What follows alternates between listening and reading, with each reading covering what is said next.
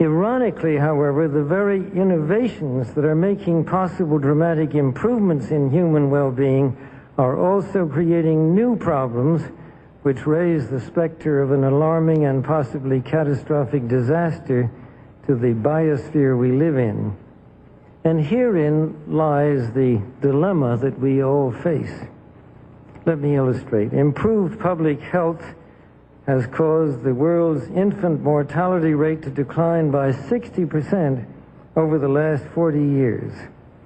In the same period, the world's average life expectancy has increased from 46 years in 1950s to 63 years today. This is a development which, as individuals, we can only applaud.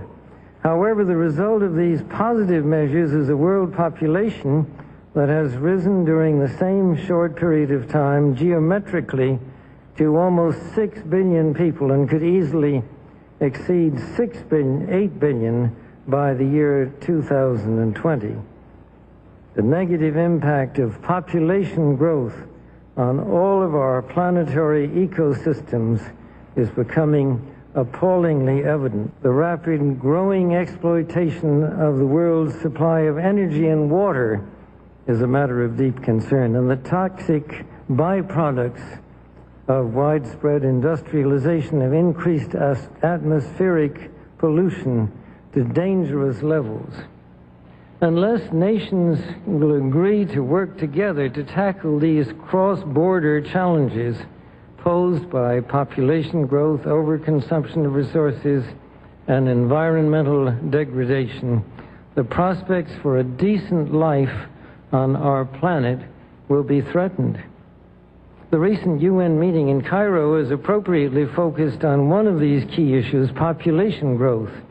But the controversies which have erupted at the conference illustrate the problem of coming to grips with issues that are deeply divisive and which have a profound moral dimension.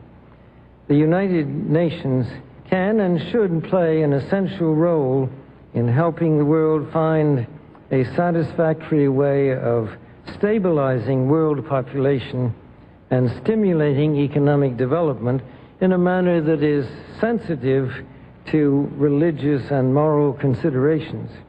Economic growth is, of course, an inevitable corollary of a growing population and is essential to improved standards of living. But without careful coordination, unrestrained economic growth poses further threats to our environment.